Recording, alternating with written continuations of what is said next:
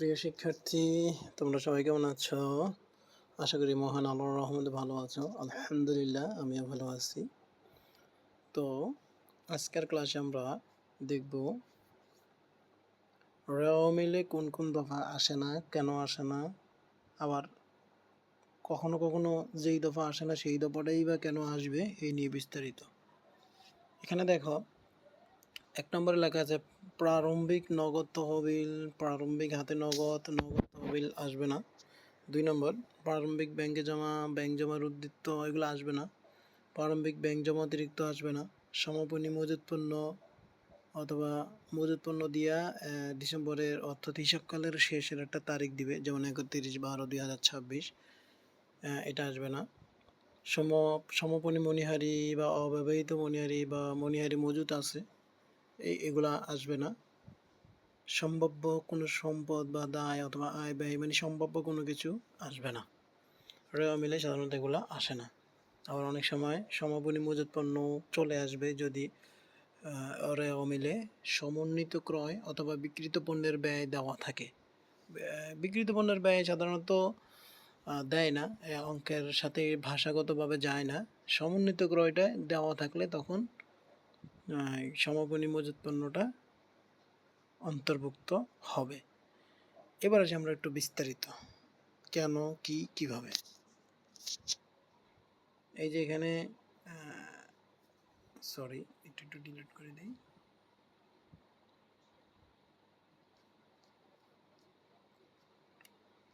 আচ্ছা, দেখেন, কুমিল্লা বোর্ড 2022-এর একটা কোশ্চেন। এখানে বিক্রয় আছে, আসবাবপত্র আছে, মূলধন, একটা প্রশ্ন আছে যেখানে খতিয়ানের জের দেওয়া আছে।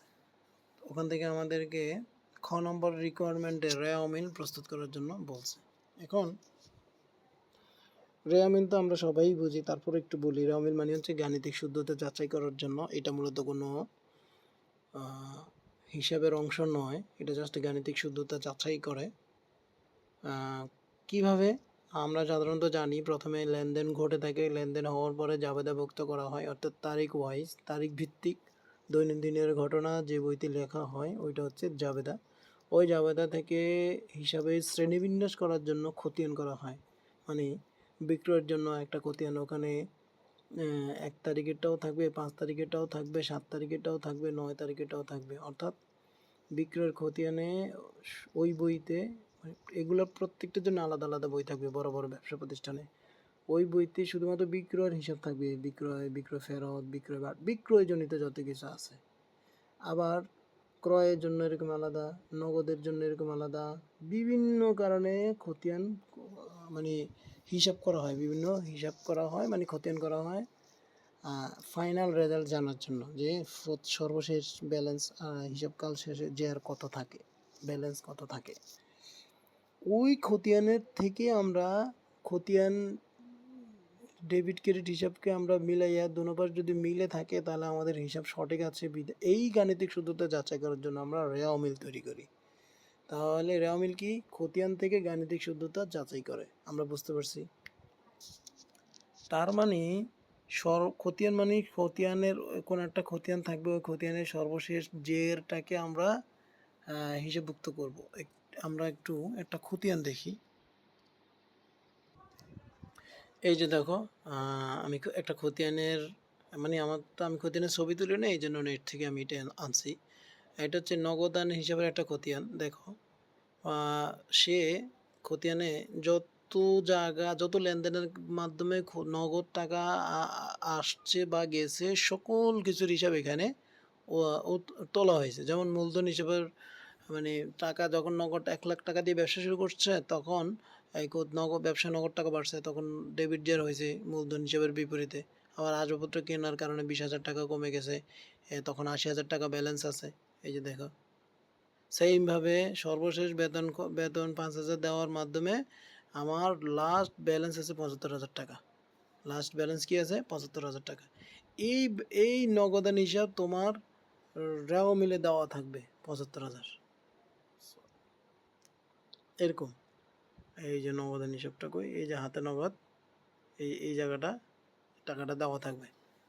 এটা হচ্ছে ওই খতিয়ানের সর্বশেষ জের। আশা করি আমরা বিষয়টা বুঝতে পারছি। তার মানে এই যে ব্যালেন্সগুলা, এগুলো সব কিছু খতিয়ানের লাস্ট জের যোগ বিয়োগ করার পরে। বিষয়টা কি বুঝছি? এই যে এখানে যে খতিয়ান করছে, এই জেরটা জাস্ট এই ৭৫,০০০টা বসাবে, টোটাল কোনো কিছু আনবে না। হ্যাঁ, এই জেরটা বসাবে, লাস্ট যে জেরটা থাকবে এই জেরটা বসাবে, মানে খতিয়ানের যোগ বিয়োগের পরে লাস্ট যে ব্যালেন্স, ওই ব্যালেন্সটা এখানে আসছে। এই গেল প্রথম কথা। তাহলে আমরা খতিয়ান থেকে এরা অমিল করতেছি। এবার আসো, কেন প্রারম্ভিক সম্পদগুলা আসে না আমি একটু দেখাই তোমাদেরকে।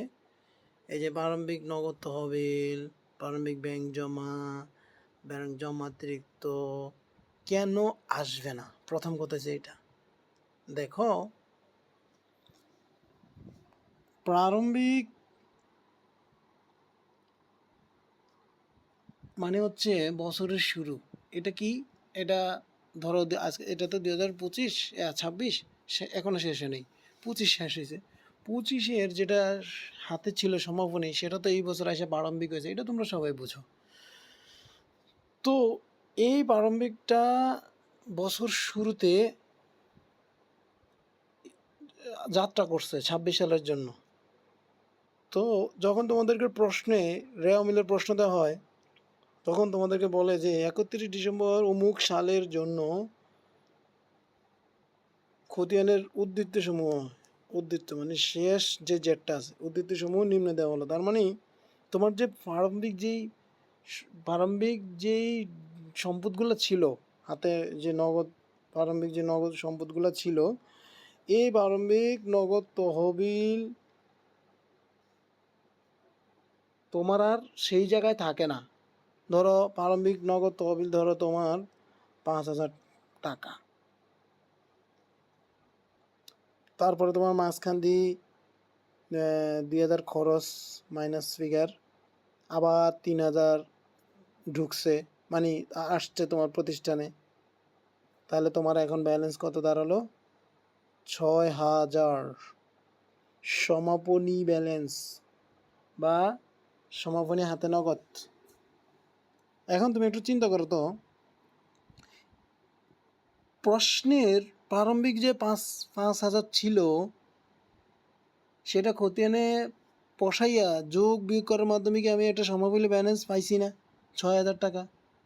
তাহলে ওই 5,000 যোগ বিয়োগ তো হয়েই এই 6,000 আসছে। আমি কেন প্রারম্ভিকটা বসাবো? এখন রেওয়া মিলের মাধ্যমে আমার গাণিতিক শুদ্ধতা যাচাই করে ঠিক আছে কিনা।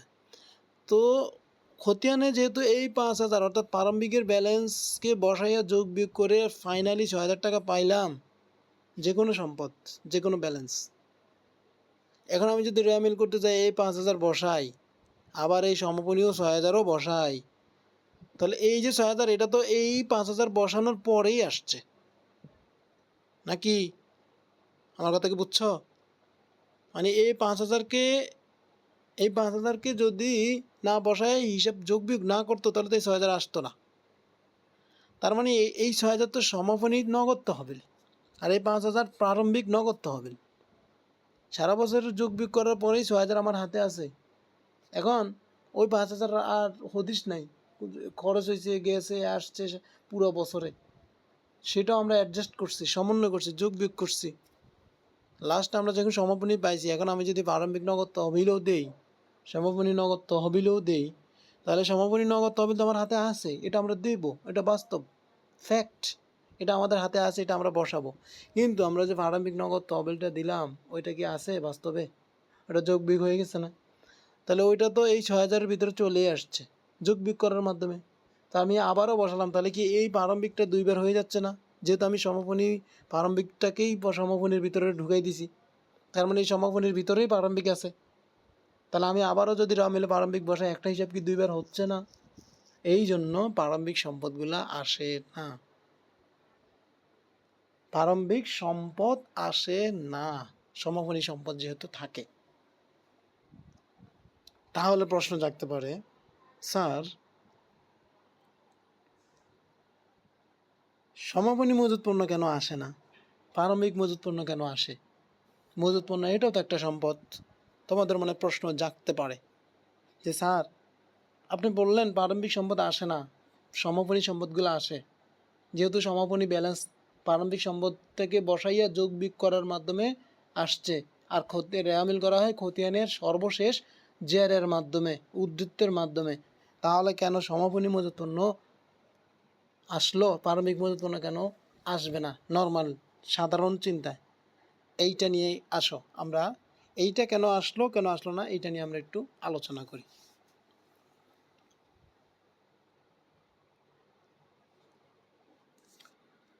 তো এবার আসো কেন সমাপনী মজুত পণ্য আসে না। দেখো কোনো রেওয়া মিলে সাধারণত এই যে দেখো এটা সমাপনী মজুত পণ্য, যেহেতু 31/12/2021 দিয়েছে, 12 মানে 31/12 মানে ডিসেম্বর, তার মানে এরপরে 2022 সাল, তার মানে এটা সমাপনী এমনিতে বোঝা যায়। আবার মজুত পণ্য কি নাই, ধরে নাও আরেকটা মজুত পণ্য দিছে এখানে, তোমরা তোমাদের রেওয়া মিলে দেখতে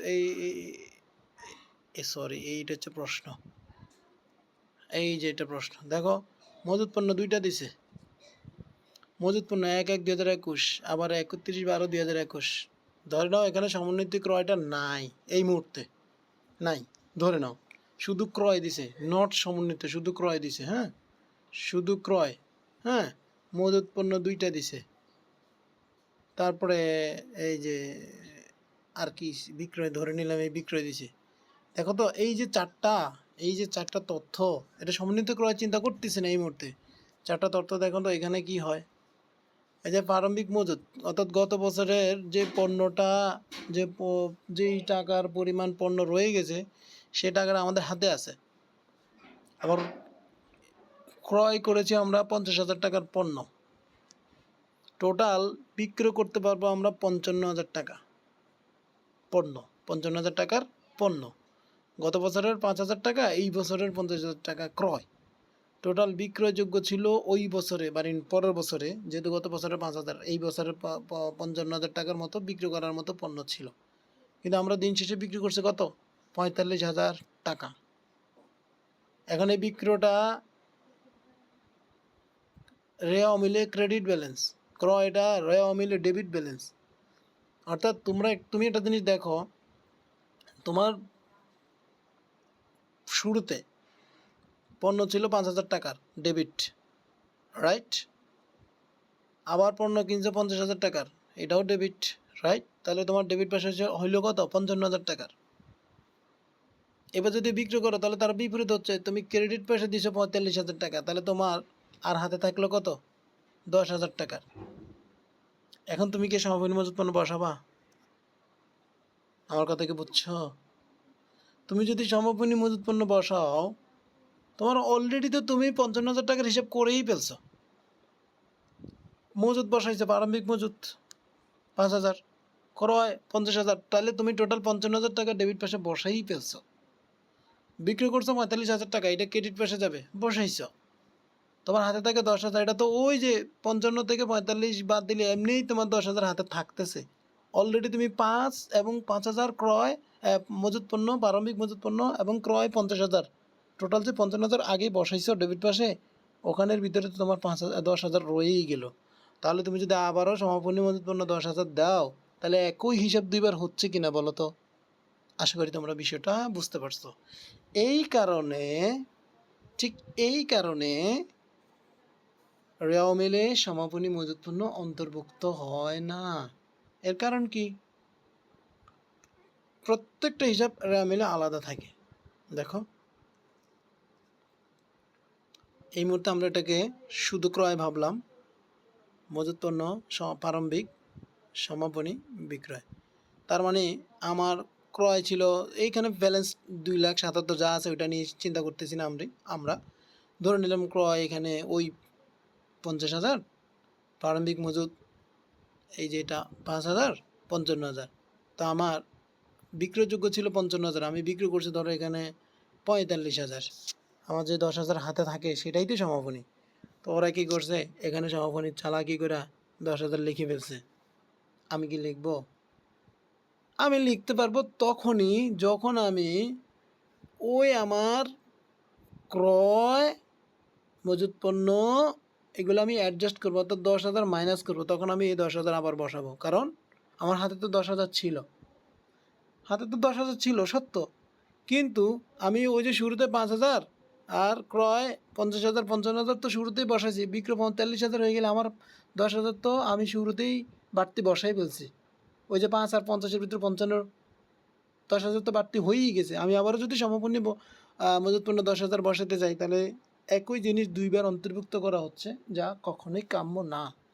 এই কারণে সমাপনী মজুত পণ্য কী হয় না, অন্তর্ভুক্ত হয় না। হ্যাঁ, আমি আবার বলছি যে কখনো কখনো সমাপনী মজুত পণ্য অন্তর্ভুক্ত হবে। কখন? যখন সমন্বিত ক্রয় থাকে, বাচ্চা সমন্বিত ক্রয় মানে কি?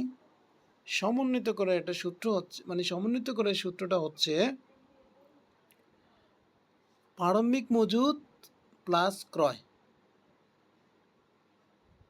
মাইনাস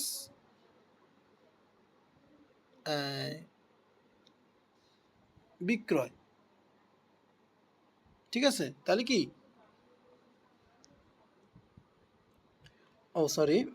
প্রারম্ভিক মজুত প্লাস ক্রয়, তাহলে তোমার বিক্রয়যোগ্য পণ্যটা বেরোলো ওই যে 5,000 মাইনাস 50,000। তাহলে তোমার, আমি ছবিটা দেখাই, এই যে দেখো তোমার মানে সমন্বিত ক্রয়ের সূত্রটা হচ্ছে কি, প্রারম্ভিক মজুত এটা প্লাস হবে 5,000 যোগ ওই যে ক্রয় করছো 50, এটাও প্লাস হবে 50, তাহলে তোমার টোটাল কত হলো 55,000। এখান থেকে তোমার সমাপনী বাদ দিয়ে দাও, -10, তাহলে তোমার রেজাল্ট দাঁড়ালো কত, 45,000। অর্থাৎ এইটাই বিক্রি করছো তুমি, সমন্বিত ক্রয়টাই বিক্রয় রেজাল্ট দাঁড়ালো। তার মানে তুমি সমন্বিত ক্রয়ের মাধ্যমে তুমি এই 45,000 টাকার হিসাব করতেছ, টোটাল যে 55,000 এটার হিসাব করতেছ না। আবার তুমি তাহলে ডেবিট পাশে তোমার 45,000 সমন্বিত ক্রয়ের মাধ্যমে হিসাব দেখাইলা, আবার ক্রেডিট পাশে বিক্রয়ের মাধ্যমে 45,000 টাকা হিসাব দেখাইলা। তার মানে ডেবিটে 45,000 বসাইছো, ক্রেডিটে 45,000 বসাইছো, সমান সমান হয়ে গেল। তোমার যে হাতে 10,000 ছিল, এটা তো তোমার হাতে আছে, এটার অস্তিত্ব আছে, এটা সত্য, তা এটা কি তুমি বসাও নাই। এই জন্য এখন তোমাকে সমাপনী পণ্য 10,000 বসাইতে হবে। আশা করি আমি বিষয়টা বুঝাইতে পারছি। সমন্বিত ক্রয় মানেই হচ্ছে সমাপনী পণ্য ওরা বাদ দেয়, সমাপনী মজুত পণ্যটা ওরা বাদ দিয়েই তোমাকে সমন্বিত ক্রয় দেখায়। তার মানে যেটা বিক্রয় হয় না এটাই তো সমাপনী মজুত পণ্য। তো ওই যেই সমাপনী মজুত পণ্য তোমার হাতে ছিল ওইটা বাদ দিয়ে তোমাকে সমন্বিত ক্রয় দেখাইছে, অথবা বিক্রিত পণ্য দেখাইছে, যে পণ্যটা জাস্ট বিক্রি হয়েছে। তো বিক্রিত পণ্য যখন দিয়েই দিল, তো তুমি তো আবার বিক্রিত পণ্যের ব্যয়টা অথবা সমন্বিত ক্রয়টা ডেবিট পয়সা দিছ, আবার সেম বিক্রয়টাকে তুমি, মানে বিক্রয় যেটা সেটাকে আবার তুমি ক্রেডিট পয়সা করছো, ব্যালেন্স সমান সমান হয়ে গেল। তোমার যে হাতে সমাপনী মজুত পণ্য রয়ে গেল সেটা তো তখন অন্তর্ভুক্ত ছিল না, বিদায় তুমি এখন রেওয়া মিলে অন্তর্ভুক্ত করবা। সেটা হচ্ছে এই প্রশ্নে দেখো, এখানে সমন্বিত ক্রয় ছিল, এর মানে কি, সমন্বিত ক্রয় মানে হচ্ছে তোমার মজুত পণ্য সমাপনী যেটা 18,000, ওইটা ওরা কী করছে, বাদ দিয়ে দিছে, অলরেডি ওরা বাদ দিছে।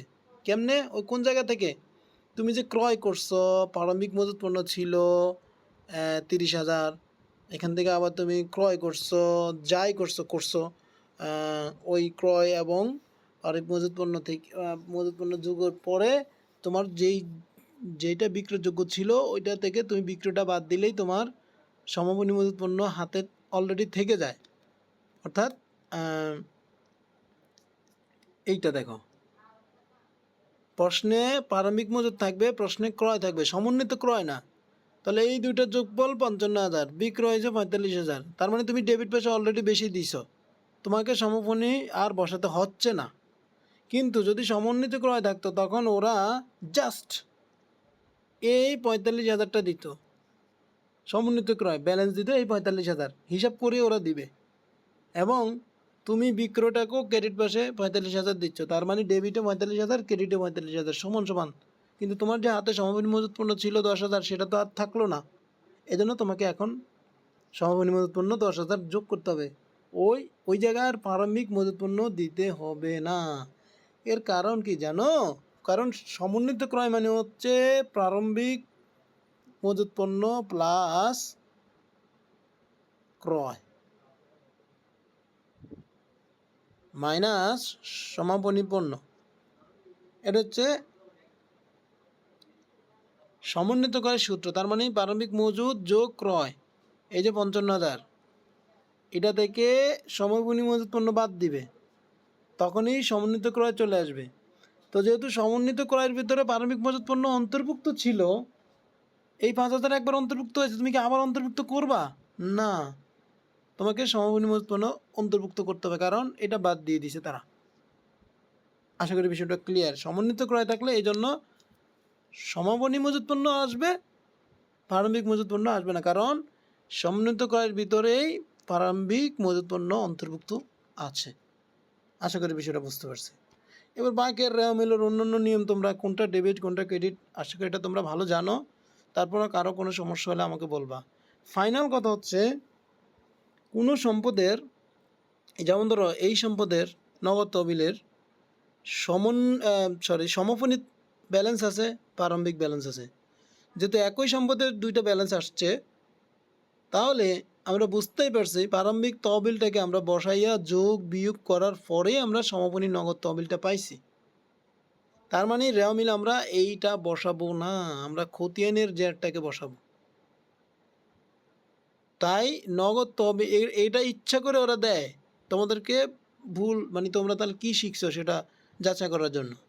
অ্যাকচুয়ালি এটা থাকারই কথা না, কিন্তু প্রশ্নে দিছে তোমাদেরকে যাচাই করার জন্য। থাকবার কথা এইটা নগদ তহবিল, এবং এইটাই তো স্বাভাবিক। একটা নগদ তহবিল, প্রথম প্রারম্ভিক নগদ তহবিল বসবে, পরে সারা বছরের প্রাপ্তি এবং প্রদান যোগ বিয়োগ হবে, হওয়ার পরে ব্যালেন্স যেটা থাকবে ওইটাই তো সমাপনী নগদ তহবিল, এবং ওইটাই খতিয়ানের জের, ওইটাই রেওয়ামিলে আসবে। এরকমভাবে প্রত্যেকটা সম্পদের সমাপনী ব্যালেন্স আসবে, প্রারম্ভিক ব্যালেন্স আসবে না, কারণ প্রারম্ভিক ব্যালেন্সটার সাথে যোগ বিয়োগের মাধ্যমেই তো সমাপনী আসছে, এবং সমাপনীটাই খতিয়ানের জের, সর্বশেষ জের, ওইটাই রেওয়ামিলে অন্তর্ভুক্ত হয়।